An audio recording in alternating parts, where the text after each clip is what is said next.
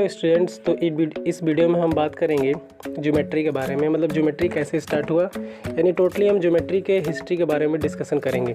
तो चलिए हम ज्योमेट्री के बारे में डिस्कशन करते हैं। ठीक है, तो जैसा कि यहाँ पे देखिए ज्योमेट्री वर्ड हमारा लिखा है। ये जो ज्योमेट्री वर्ड है आपका कहाँ से आया है? तो जो ज्योमेट्री वर्ड है हमारा, ये दो वर्ड से मिलकर बना है, एक जियो और दूसरा मैट्रिन। ठीक है, तो ये हमारा आपका जियो वर्ड है और दूसरा आपका क्या है, मैट्रिन है। जियो का मतलब होता है अर्थ और मैट्रिन का मतलब होता है मेजर। मतलब इसका क्या हुआ कि मेजरिंग ऑफ अर्थ, मतलब पृथ्वी की माप। अगर ज्योमेट्री का हम सीधा सा मीनिंग निकालें तो यानी कि अर्थ से मेजरिंग से मतलब है।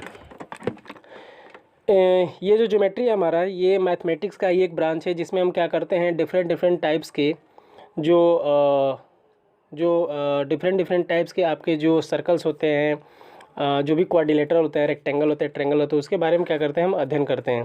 ठीक है, यहाँ पे लिखा भी है कि the branch of mathematics are studied in various forms in ancient civilisation.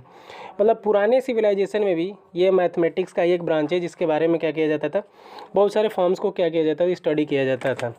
जो ब्रांच ऑफ ये मैथमेटिक्स का एक ब्रांच है जो एंशिएंट सिविलाइजेशन में इसके जो वेरियस फॉर्म्स थे उसके बारे में क्या किया जाता था, स्टडी किया जाता था। जो ज्योमेट्री है हमारा, यानी जो हमारा ज्योमेट्री है आपका, ये वैदिक पीरियड में ही स्टार्ट हुआ था, जो लगभग 800 बीसी से लेकर 500 बीसी क्या है चला था। ठीक है, अब यहाँ पे दिया है कि जो हमारा ज्योमेट्री है वो ओरिजिनेट हुआ, मतलब क्या क्या बहुत सारे ऐसे कंस्ट्रक्शन क्या किया वो बनाए। जैसे यहाँ पे दे रहा है आपका स्क्वायर, रेक्टेंगल, ट्रायंगल, और भी बहुत सारे ऐसे कंस्ट्रक्शन हैं जिसमें आपके ज्योमेट्री में आते हैं। उसमें से एक हमारा यहाँ पे दिया है टॉपिक श्री यंत्र। ठीक है, क्या दिया है, श्री यंत्र दिया है। श्री यंत्र का मतलब क्या हुआ आपका कि श्री यंत्र मतलब ये पूजा से रिलेटेड है आपका। इसमें एक और वर्ड दिया अल्टर्स, यहाँ पे अल्टर्स दिया है। अल्टर्स का मतलब होता है वर्शिप, पूजा स्थली में। आपने देखा होगा कि कभी स्क्वायर शेप बनाया जाता है, कभी ट्रायंगल का शेप बनाया जाता है, कभी कुछ का शेप बनाया जाता है। तो ये सारे ज्योमेट्री से ही लिए गए हैं। उसमें से अगर मैं एक वर्ड अगर मैं बात करूं तो ये आपका श्री यंत्र लिखा है। यानी कि जो श्री यंत्र है वो ज्योमेट्री के कौन कौन से कंस्ट्रक्शन को लेकर के बनाए गए हैं। तो यहाँ पे कह रहे हैं कि 9 इंटर वुमेन आइसोस्केल ट्रायंगल, मतलब 9 आइसोस्केल ट्रायंगल को मिक्स करके जो यंत्र बनाया गया हमारा श्री यंत्र बनाया गया है। यहाँ पे देखिए बता रहा है कि जो ग्रीक थे ज्योमेट्री को बहुत ही गुड मैनर या फिर सिस्टमेटिक मैनर में डेवलप किए थे। ठीक है, मैं यहाँ पे कुछ ग्रीक मैथमेटिशियन का नाम लूँगा। यहाँ पे जैसे कि 3 लिखा है। पहले हमारे जो सबसे अच्छे ग्रीक मैथमेटिशियन थे वो हमारे थेल्स थे, जो उनका डेट ऑफ बर्थ यहाँ पे 600 BC लिखा है। ठीक है, जो कितना है, ये 600 BC लिखा है हमारा। क्या है, ये डेट ऑफ बर्थ है, DOB, सॉरी ये हमारा क्या है, DOB, ये उनका डेट ऑफ बर्थ है। इसके बाद पाइथागोरस साहब थे। पाइथागोरस उनका डेट ऑफ बर्थ 573 BC था। उसके बाद यूक्लिड साहब थे जो 300 BC है हमारा। ठीक है, इनके बारे में अलग अलग करके क्या दिया है, डिस्कशन दिया है। तो थेल्स साहब ने एक बहुत अच्छा कंट्रीब्यूशन दिया था, किसमें, आपका ये ज्योमेट्री में। तो थेल्स ने क्या कंट्रीब्यूशन दिया था, थेल्स ने यह प्रूव किया था कि एक जो सर्किल है हमारा वो डायमीटर से बाइसेक्ट हो सकता है। मतलब सपोज ये आपका सर्किल है, ठीक है, ये बीच में आपका सेंटर होता है, तो इस सेंटर से अगर हम मिलाएंगे तो ये हमारा डायमीटर कहलाता है। इस डायमीटर अगर ये ड्रॉ कर देंगे सर्किल में तो ये 2 पार्ट में क्या होगा, डिवाइड हो जाएगा, यानी आधा आधा में डिवाइड हो जाएगा। तो ये हमारे थेल्स ने बताया था। एंड देन इसके बाद हमारा है पाइथागोरस था। पाइथागोरस ने क्या बताया था, वो ज्योमेट्री के बहुत सारे थियरी के बारे में बताए थे। ठीक है, उनका सबसे फेमस थियरी आपका कि किसी राइट एंगल में, ये हमारा क्या है, एक राइट एंगल है, ठीक है,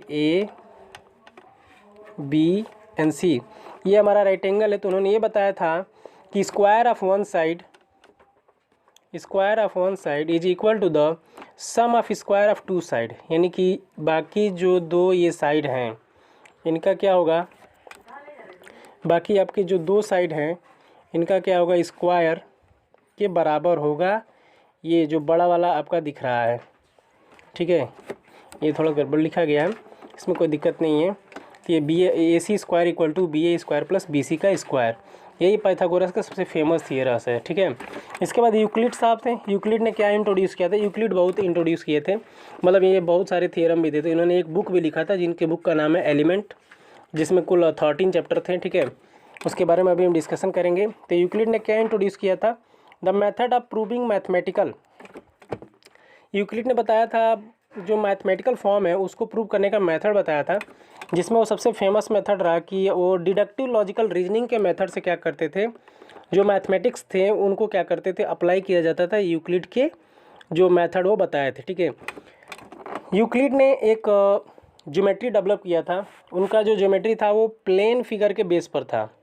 ठीक है, जिसे यूक्लिडियन ज्योमेट्री हम बोलते हैं। क्या बोलते हैं? Euclidean geometry. जो यूक्लिडियन ज्योमेट्री थी हमारी वो एक प्लेन फिगर के बेस पर थी। तो वहाँ पे एक डेफिनेशन बनाया गया कि geometry of a plane figure is known as Euclidean geometry. मतलब प्लेन फिगर का जो ज्योमेट्री होता है वो यूक्लिडियन ज्योमेट्री कहलाता है, क्योंकि जो यूक्लिडियन ज्योमेट्री जो थी उसमें सारे थियरम एक प्लेन फिगर के बेस पर थे, जो भी प्लेन सरफेस होते हैं हमारे, रेक्टेंगल। तो अभी हम यूक्लिड साहब के बारे में चर्चा कर रहे थे। यूक्लिड ने ज्योमेट्री में बहुत बड़ा योगदान दिया है।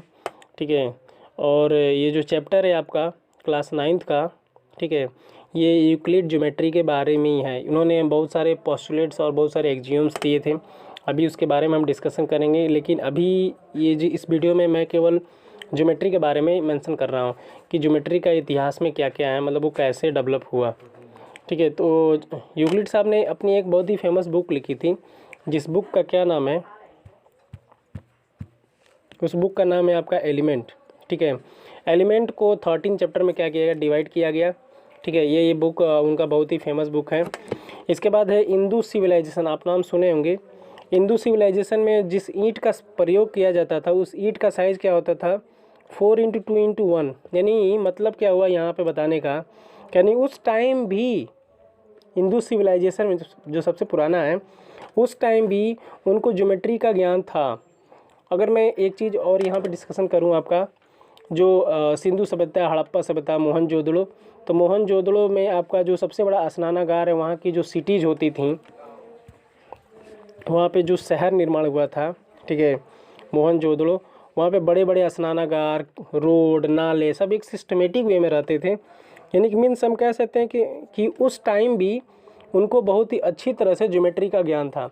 एक और चीज़ अगर डिस्कशन करें आपका मिस्र का पिरामिड, ये जो पिरामिड के बारे में अगर हम बताना चाहें, पिरामिड आप देखे ही हैं, पढ़े ही आप अपने हिस्ट्री वाले बुक में आपने पढ़ा होगा कि तो हम पिरामिड के बारे में देख रहे हैं। तो पिरामिड का आपका स्ट्रक्चर कैसे होता है? आपका पिरामिड का स्ट्रक्चर कुछ यूँ होता है, एक रेक्टेंगल का शेप होता है, मतलब बेस आपका क्या कुछ भी हो सकता है, और एक पॉइंट होता है। क्या होता है? एक पॉइंट होता है। उस पॉइंट से क्या किया जाता है, ऐसे इसके चारों कोने से क्या किया जाता है, मिला जाता है। तो ये एक स्ट्रक्चर बना, तो इस तरह से हम देख सकते हैं कि उनको भी क्या था, अच्छी तरह से ज्योमेट्री का ज्ञान था। ठीक है, अब इसके बाद हम कुछ 3 इंडियन मैथमेटिशियन के बारे में देखेंगे कि जिन्होंने ज्योमेट्री में बहुत बड़ा अपना कंट्रीब्यूशन दिया, बहुत ही मेन उनका कंट्रीब्यूशन रहा। तो सबसे पहले मैं नाम लेना चाहूँगा आर्यभट्ट के बारे में। आर्यभट्ट का जो डेट ऑफ बर्थ है वो 476 AD, मतलब आफ्टर डेथ, मतलब जीसस क्राइस्ट के पैदा होने के बाद वो ये आर्यभट्ट आए थे। आर्यभट्ट ने आपका जानते हैं शून्य का आविष्कार किया, ये भी इनका भी योगदान रहा। इसके बाद ब्रह्मगुप्त है। ब्रह्मगुप्त ने क्या किया था, 598 में उनका जन्म हुआ था। ब्रह्मगुप्त ने भी बहुत बड़ा योगदान दिया था। इसके बाद भास्कर सेकंड है। भास्कर सेकंड आपका 1114 में क्या हुए थे, बॉर्न हुए थे। अब एक एक करके हम बताएंगे कि इन्होंने क्या क्या वर्क किया। तो यहाँ पे आर्यभट्ट के बारे में दे रहा है आपका।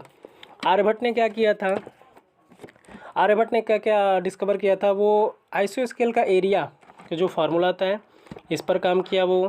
फिर पिरामिड का जो वैल्यूम होता है उस पर वर्क किया था। फिर आर्यभट्ट ने पाई का जो अप्रॉक्स वैल्यू होता है, पाई का जो अप्रॉक्स वैल्यू होता है, इस पर भी क्या किया था, उन्होंने वर्क किया था। ठीक है, एंड इसके बाद ये ब्रह्मगुप्त का नाम आता है।